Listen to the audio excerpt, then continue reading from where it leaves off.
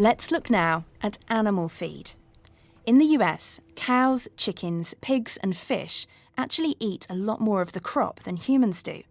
About 40% of the maize produced in the country is fed to livestock. It's a cheap way to feed our animals, but is it the healthiest or even the most efficient?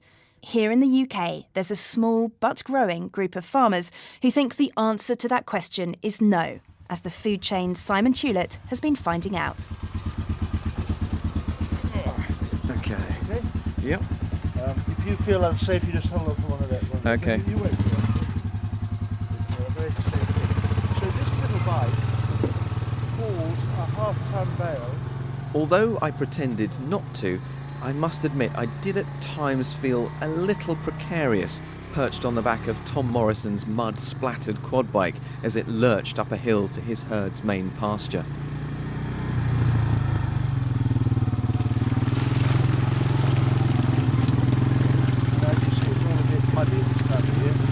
Hogshaw Farm, about 30 miles northeast of the UK city of Oxford, is home to around 90 pasture-fed cows. That means Tom feeds them nothing but grass. I don't buy in any hay, I make my own hay. I use a little bit of fertiliser, not much. It's a very benign, low-risk, low-intensive system. Yeah, it's a bit more than 90 actually, because I've had 2 calves today. I got 92. I should keep up to date. 92 animals in total. So I'm slicing through one of Tom's fields now on the back of his quad bike. Some of his cows darting away to escape our path, others looking on somewhat curiously as we head out to explore where they spend the vast majority of their time and take a closer look at exactly what they're eating.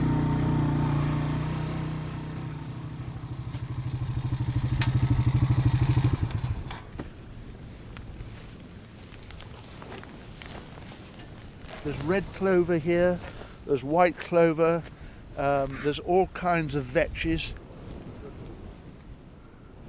Now if you taste that, that's sorrel. And that produces all these things produce a different flavour in the meat. Tom is part of the Pasture-fed Livestock Association, a group of more than 60 UK farms feeding their cows, sheep and goats from, well, pasture. They say it makes their animals healthier, more on that shortly, but also that the food they then produce is better for us humans. The food scientists tell us that that is the case. There are, in particular, omega-3 fatty acids. Added to that, you get more vitamins in the meat. He's right.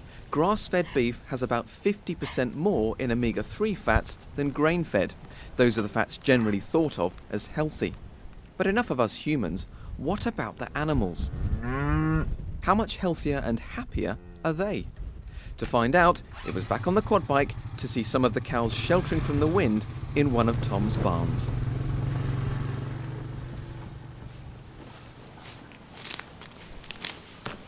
That one was born this morning. We've got 2 calves there and another 3 here. And you see at the back, that's 2 years of consumption worth of hay, and that's all they eat. In much of the world, cows are fed on pasture for some of their life, perhaps most of it, but then in the final months they go into barns and are fed on an assortment of different grain products, one of those, of course, being maize. I wonder if you could explain to us, Tom, what happens to a cow when it eats maize? They're not designed to do it. They are ruminants. A pig is a monogastric animal, a single-stomached animal.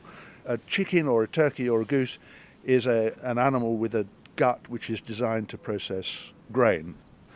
Cows will go for maize. They love maize. It's very palatable, but it doesn't do them any good, and it doesn't do the meat any good.